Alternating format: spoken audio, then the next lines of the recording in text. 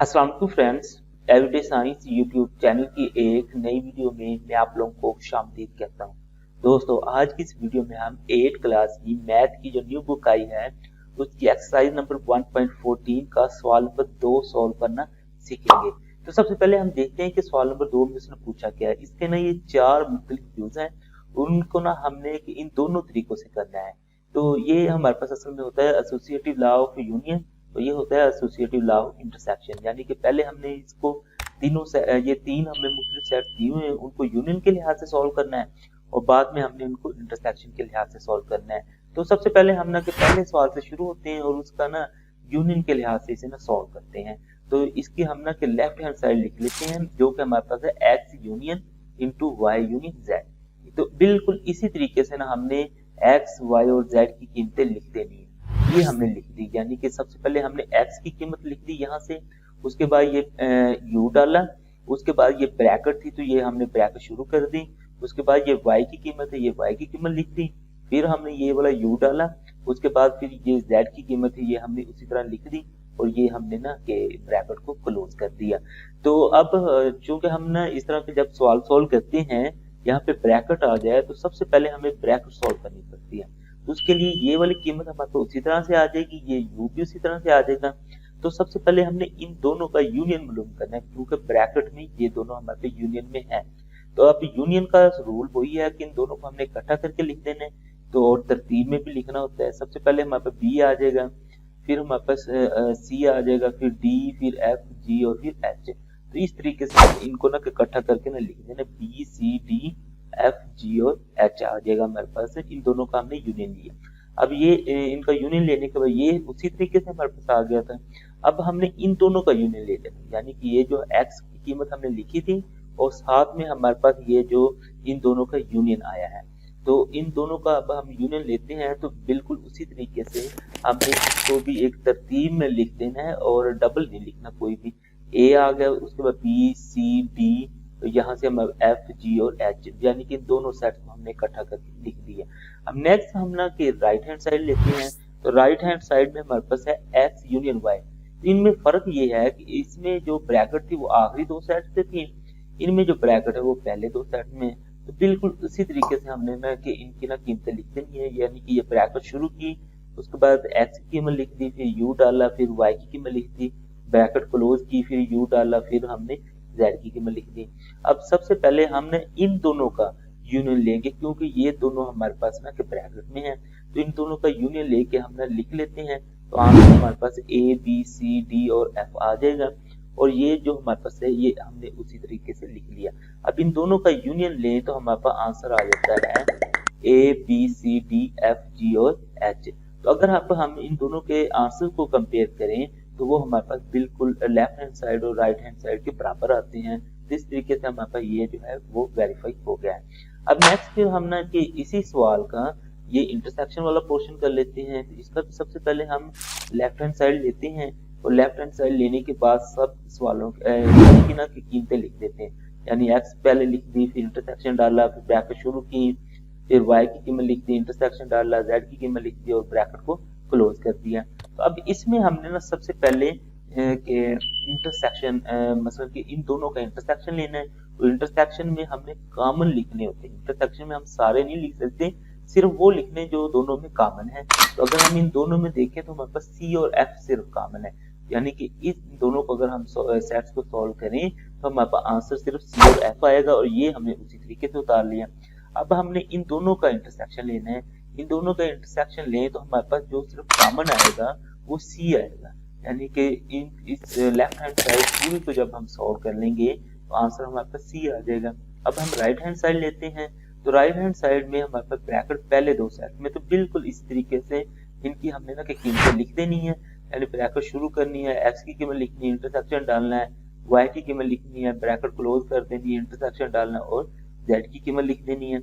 अब सबसे पहले हम इन दोनों का इंटरसेक्शन लेंगे, यानी कि इन दोनों सेट्स में से देखेंगे कि हमारे पास कौन से कॉमन आते हैं एलिमेंट्स।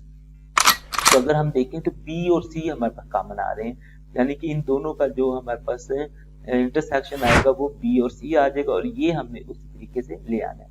अब नेक्स्ट फिर हम ना कि इन दोनों में से देखें क्या चीज कॉमन आती है, तो वो हमारे पास सिर्फ सी है जो वो कॉमन आ जाता है। तो एट लास्ट जो हमारे इसका आंसर आ जाएगा वो सी है। अब अगर आप लोग देखें तो इसका लेफ्ट हैंड साइड का और राइट हैंड साइड का आंसर वो हमारे पास बराबर है, तो ये भी हमारे पास वेरीफाई हो गया। अब हम इसी के दूसरे सवाल की तरफ चलते हैं। तो दूसरे सवाल का सबसे पहले हम यूनियन के लिहाज से इसको करते हैं। तो लेफ्ट हैंड साइड लिखते हैं, बिल्कुल उसी तरीके से हमने ना कीमतें लिख देनी है और इन दोनों का हम यूनियन मालूम कर लेते हैं।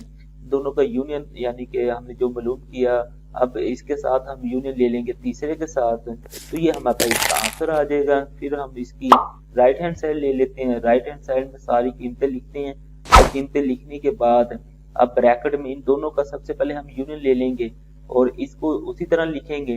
तो नेक्स्ट फिर हम इन तीनों मतलब इसके इन दोनों के आंसर का और इसका हम यूनियन लेते हैं तो हमारे पास आंसर आ जाएगा। अब नेक्स्ट हम इसी के इंटरसेक्शन में डालें, तो इंटरसेक्शन में लेफ्ट हैंड साइड हमने लिखने के बाद फिर हम ना कि इन दोनों का पहले इंटरसेक्शन लेते हैं, यानी कि इन दोनों में जो चीज कॉमन है वो हम लिख लेते हैं। तो वो हम देखें तो 6, 7 और 8 इन दोनों में कॉमन है, तो वो हमने इधर लिख लेना है। अब इन ये हमारे पास उसी तरीके से आ जाएगा, इनका इंटरसेक्शन हमारे पास 6, 7 और 8 आ गया। अब अगर हम दोबारा इन दोनों का इंटरसेक्शन लें तो वो हमारे पास 6, 7, 8 ही आता है, यानी कि इसमें भी 6, 7, 8 है और इसमें भी हमारे पास 6, 7, 8 है। तो ये हमारे पास इस तरीके से इसका इंटरसेक्शन आ गया। अब नेक्स्ट फिर हम लेफ्ट हैंड साइड के बाद राइट हैंड साइड लेते हैं, तो राइट हैंड साइड हमारे पास ये आ जाती है। तो राइट हैंड साइड की बिल्कुल इसी तरीके से कीमतें लिख लेंगे ऐसे ये हमें दी हुई है ब्रैकेट वगैरह डाल के। तो फिर राइट हैंड साइड में हमें पहले इन दोनों का इंटरसेक्शन लेना पड़ेगा। इन दोनों में अगर हम देखें जो इंटरसेक्शन आता है वो 2, 4, 6, 7 और 8 आएगा, क्योंकि ये जो चारों 5 डिजिट्स हैं ये दोनों में कॉमन है, तो ये हम लिख देंगे और ये हमारे पास इस तरीके से आ जाएगा। अब इन दोनों में हमने देखना है इन दोनों में अब क्या कौन से डिजिट्स कॉमन है। तो वो अगर हम देखें 6, 7 और 8 दोनों में कॉमन है, इन दोनों को हम इधर लिख देंगे तो ये भी हमारे पास आंसर आ जाएगा। इस तरीके से इसकी लेफ्ट हैंड साइड और राइट हैंड साइड का भी आंसर आ गया है। तो इसी तरह अब हम ना इसके तीसरे जूस की तरफ चलते हैं। तो तीसरे जूस में भी हमने यूनियन और इंटरसेक्शन वाले ये दोनों मालूम करने हैं। तो सबसे पहले हम यूनियन वाला मालूम करते हैं, उसकी लेफ्ट हैंड साइड लिख लेते हैं।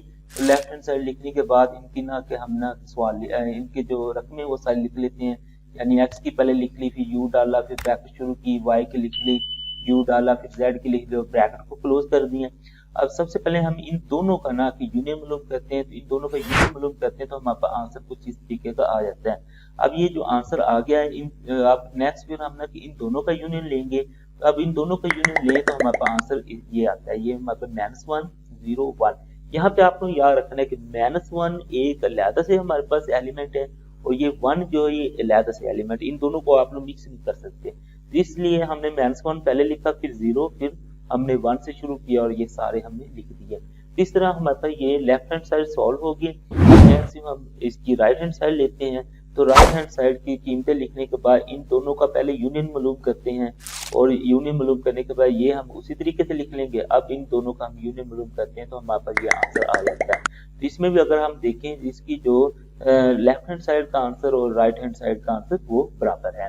तो नेक्स्ट फिर हम इसी का इंटरसेक्शन लेते हैं, लेफ्ट हैंड साइड लिखते हैं, उनकी कीमतें लिख देते हैं और इन दोनों का ना हम इंटरसेक्शन लेते हैं। तो इनमें देखते हैं हमारे पास क्या कॉमन है, तो सिर्फ हमारे पास 4 कॉमन है। तो 4 जो हमारे पास कॉमन है वो हमने इधर आंसर में लिख लिया। अब इन दोनों में हमने देखना क्या कॉमन है, तो वो भी हमारे पास 4 ही कॉमन होगा, क्योंकि इसमें तो सिर्फ है ही 4, तो इसमें भी हमारे पास 4 है, तो इसका आंसर जो हमारे पास है वो 4 आ जाएगा। अब नेक्स्ट इसकी राइट हैंड साइड लेते हैं, उनकी हमें कीमतें लिख देनी है।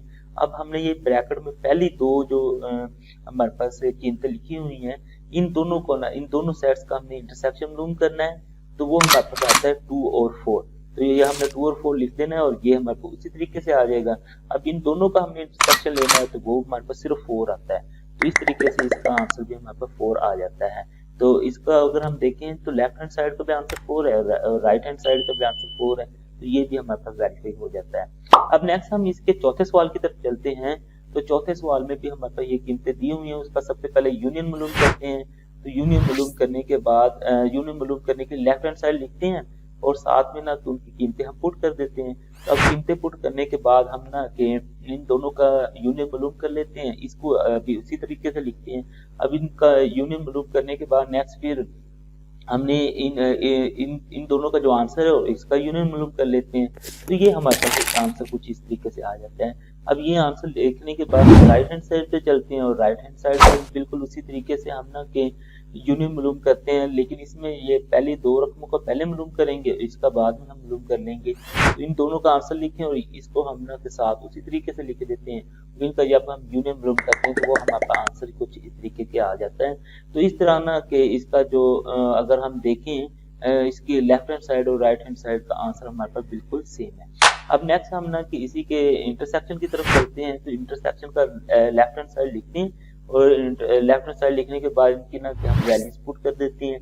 तो सबसे पहले हम ना कि ब्रैकेट सॉल्व करते हैं। तो ब्रैकेट में अगर हम देखें तो हमारे पास ना कि कॉमन कोई भी इनमें ना कोई भी हमारे पास कॉमन नहीं आता है। तो अगर आप देखें कोई भी एलिमेंट कॉमन नहीं है तो ये इसका आंसर फिर हमारे पास खाली सेट यानी एम्प्टी सेट आ जाएगा। अब हमने इन दोनों का इंटरसेक्शन लेना है। जब हम इन दोनों का भी इंटरसेक्शन लेंगे तो वो भी एक हमारे पास एम्प्टी सेट ही आएगा, क्योंकि हमने इन दोनों में कॉमन ढूंढने। इसमें तो काफी सारे हमारे पास एलिमेंट्स हैं लेकिन इसमें कोई भी नहीं है, तो इसका मतलब है कोई भी हमारे पास कॉमन नहीं आएगा। फिर इसकी हम राइट हैंड साइड लेते हैं, और राइट हैंड साइड का भी बिल्कुल वैल्यू पुट करने के बाद इन दोनों का सबसे पहले हम ना इंटरसेक्शन मालूम कर लेते हैं।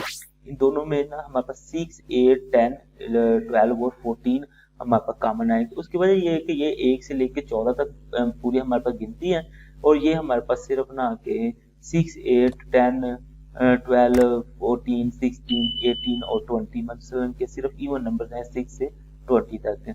तो अब 6, 8, 10, 12 और 14 ये तो हमारे पास दोनों में होंगे, तो वो हमने इधर लिख लिए।